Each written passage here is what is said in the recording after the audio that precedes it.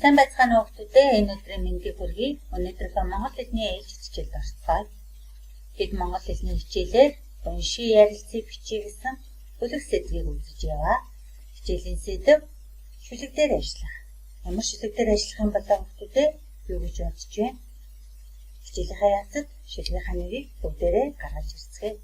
Эзэн шиг чадвар тод чанга уншиж сарын үгийн нүгтэн тогтоож зөвчж сурах. Бид өмнөх хичээлээр Санфасхыг дараалал нь тоосон. Тэгвэл дараа нь загчмор үлгэр дээр ярилцаж, уншиж, даалгавар ажилласан дараа саналгаа дуугаад буулж сурсан.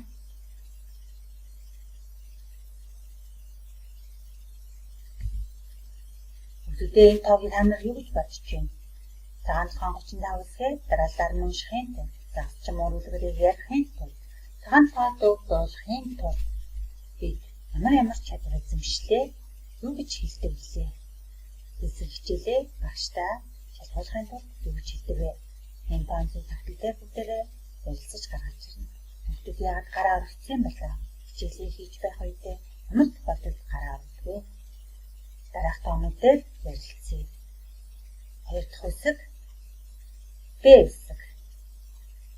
1 дахь хэсэг А хэсэг.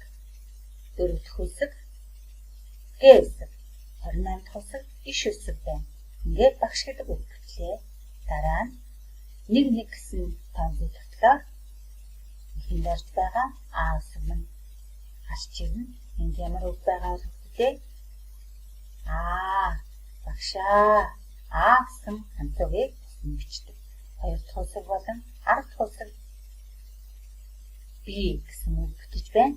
B гэсэн үг дахин татаад B гэсэн үг бүтлээ.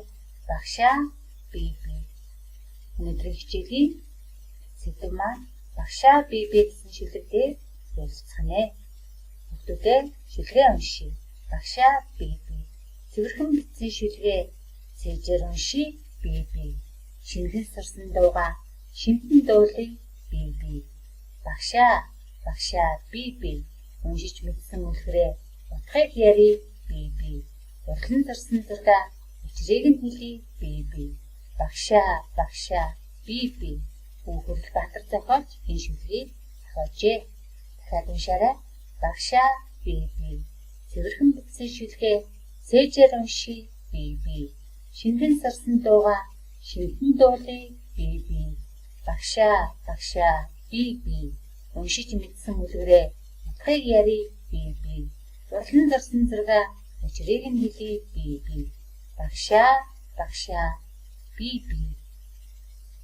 Шүлгээ тавчан уншиж шүүхтүүдээ. Дараах орхигдсон үгнүүдийг нөхөж уншия. Ямар үг байх болоо? Бичсэн шүлгээ гэдгийн өмнө цэвэрхэн бичсэн шүлгээ цээжээр уншия. B. Шингэн сурсан дуугаа шимтэн дуулъя. B. Уншиж мэдсэн үлгэрээ утгыг ярий. B. Урьдчилан сурсан зургаа учрыг нь хэлье. B. За шүлгээ цэвэрхэн бичээ цээжээр уншия. Сурсан дуугаа дуулж үзүүлнэ. Үлгэрээ уншаад утгыг нь ярина. Сурсан зургаа тайлбарлан учрыг нь хэлэх юм. Үүнийг хэн хэлж өгдөг вэ? Багштай хэлж байгаа юм. Ээж авдаа, найз нартаа тэрийгэндээ хэлсэн мэдснээ тайлхимдаг шүү дээ хүмүүстээ. Дараах даалгаврыг ажлын эсрэг хүчгийн цомгчонд оруулсан дараах даалгавар байгаа. Эхний даалгавар дээр ярилцъя. Уншия, дуулъя, ярий, хэлье. Тэгвэл үйл хөдлөлийг нэрлсэн юм байна.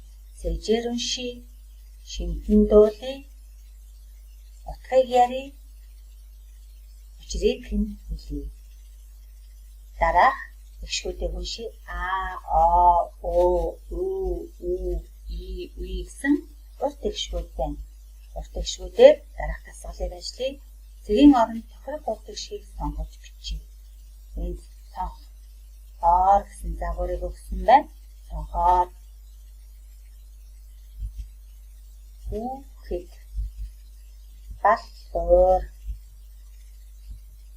харандаа ширээ Хүүхэд баллуур харандаа ширээ гэсэн үг батлээ.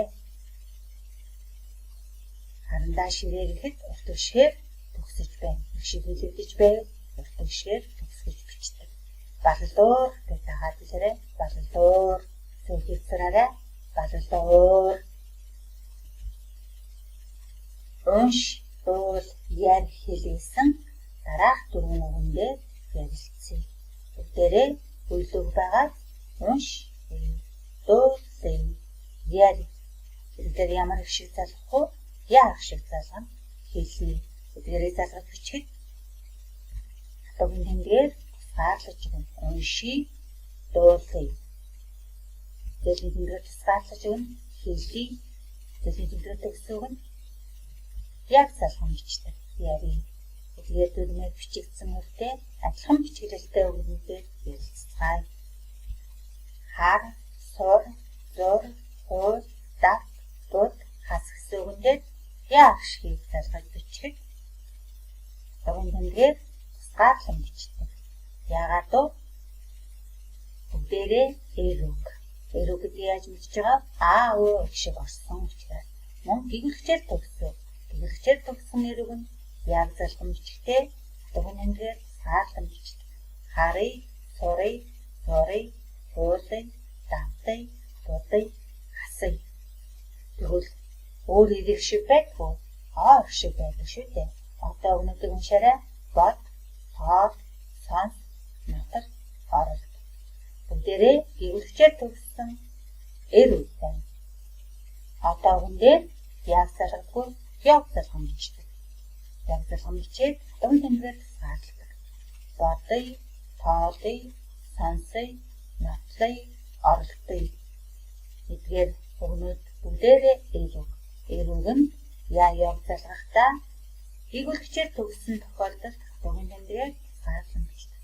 Тэгвэл гэгэлчээр төгсөөгүй өгнөд байдгүй. Байдаг шүү дээ. Гişгээр төгссөн үг байдаг. Шалга, наа, та, зохио, томил. Мөн зөвхөн тэмдгээр төгссөн үг байдаг. Эдгээр үг нь яг залгана. Яагаад гэвэл эдгээр нь дандаа эрүүг байна. Эрүүг нь яг залгадаг.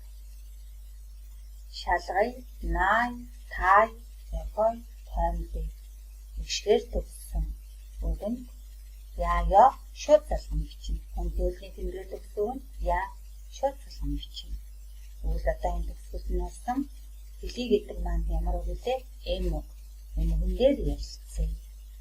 Бич, нэм, нөх, нүдэл, өдөөл гэсэн үг байна. Эдгээр нь бүгдээрээ эм үг. Мөн гэгэлчээр төгссөн. Гэгэлчээр төгссөн эм үг нь яг залган бичдэг. Яг залган бичгтээ зөвхөн тэмдгээр тусгаарлан бичдэг. Бичи, нэми, нөхөй, нүдлий, үзүүлий. Эндээс дүгнэлт гаргахад эр үгэнд гэгэлчээр төгссөн тохиолдолд яг залгахдаа хатуугийн тэмдгээр тусгаарлан бичдэг. Харин энэ үгэнд яг залгахдаа зөвхөн тэмдгээр тусгаарлан бичдэг. Бусад их шиг болон зөвхөн тэмдгээр төгссөн үгэнд яг шууд залган бичдэг. Бүгдээ гэрэн даалгавар шүлгээр цээжлээрэй. Яа ягтэй үгийг мэдлэн тогтоогоорой. Баяртай өгтөгтэй.